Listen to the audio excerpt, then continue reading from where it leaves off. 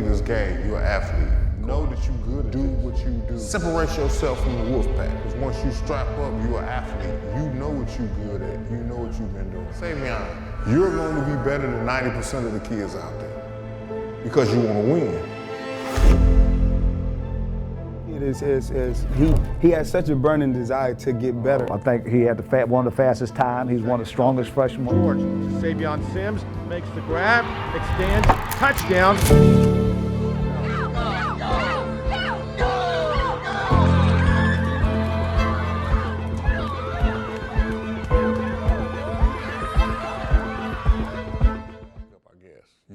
I started coaching Savion since he was, like I said, since he was a child. You know, since he was able to play. You know, I'm a football dad. I'm a football guy. Anybody know me knows football is my everything. With Savion, it was more of you know, just like any other parent. You get them out there, get them active, introduce them to it, and then you start to see. Then once I see him play and interact with other kids, I was like, okay, I knew he had a potential in it. I think freshman year, he was an athlete and he was figuring it out. You know, but he always used to do whatever I needed him to do. I needed him to be a linebacker, he's gonna be a linebacker. I needed you to be a wide receiver, he's gonna be a wide receiver. I had played him at tight end at one point. You need to be a tight end, and he used to run a little tight end routes, you're gonna be a tight end. He was able to do whatever I needed him to do. I'm Sherman Baptiste. I coach wide receivers here. I'm the varsity wide receiver coach at Elkins High School. I also coach track. I also coach basketball, and I teach personal finance literacy, world geography, and AVID here at Elkins. What's your relationship with Savion? I'm his position coach, actually, man. I've been his position coach as long as he's been in high school. His first year was my first year here at Elkins. He played receiver for me as a freshman, and we moved up to varsity together. Quite honestly, man, I wish I could take credit for, you know, the confidence that he has, but he was ready-made with confidence. The things I had to give him was just technique and skill. Our biggest introduction to Savion was within playing in our first game. I think he scored like 3 touchdowns in the first game.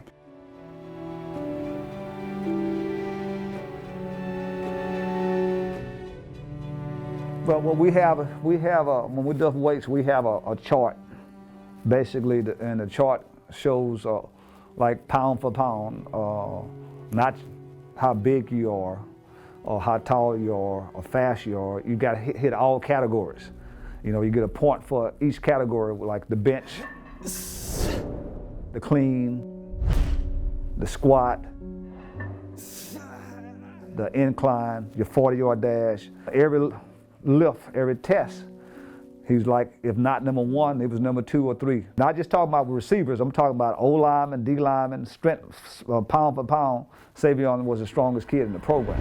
And the biggest thing from freshman and guiding him all the way to senior year was just reminding him that as time passes, your body is gonna change, you're gonna get better with different things, but somebody's working somewhere else. And I think he had it clicked in his mind that, okay, I can't let anybody outwork me. Savion have a hunger. You know how you got certain people that's good but don't push to be great? You know what I'm saying? I think Savion has that hunger to be great.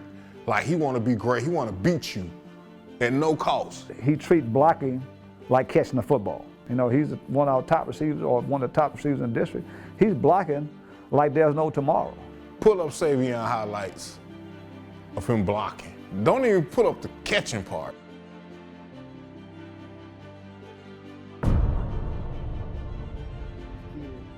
If you watch a whole game, you'll see that whoever starts the game on him is not gonna finish the game on. He's gonna beat this kid up so bad. He had no care in the world of attacking, hitting. I mean, he has clips where he's blocking kids into different head coaches, into the benches, into the water coolers, where, you know, I have to have the conversation with referees every single game. Any coach can vouch for this. I say, okay, look, my receiver core is going to block every play until the whistle blows. Like, if the ball is way over here, he's blocking like the ball's on his side, you know, and that's very important, because, you know, when you start having a guy who's the best one of the best football players and the best receiver, and he's blocking. And what can you say if you're not? You know, when you're not the best receiver or not the best player, just say, hey, look at him. Look at what you're doing and look at what Savion's doing. Next play, look at what you're doing and look at what Savion's doing. He's a competitor, period. The score was like 7-0 at the half. And they were up, and he ended up having like a dream half. But I remember at halftime, Savion just saying, we ain't losing this game. Like we're not losing. It's not gonna happen. Right back as George Floss went up for Savion Sims, and Sims fights his way across the goal line for the touchdown, and it's all tied up at 21-20. He changed the identity of what a receiver at Elkins is.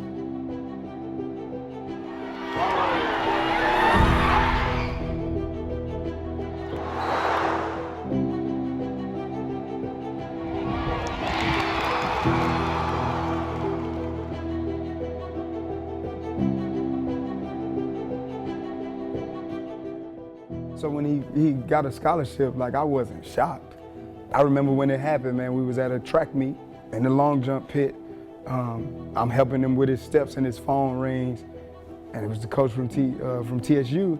And he tells him, man, you know, I just talked to Coach Brantley. I think, you know, did he call you? Have you talked to anybody yet? He's like, no, sir, but we're gonna offer you a scholarship, man. If you wanna be here, we want you here. And he hung up the phone and he like, Coach, I just got my first scholarship offer. And I just remember the look on his face. He didn't even know, like, trying to process it like this, you know, and I told him, like, man, I told you, don't be shocked, you know, and I hugged him like, man, congratulations. And he went out and got first place in the long jump.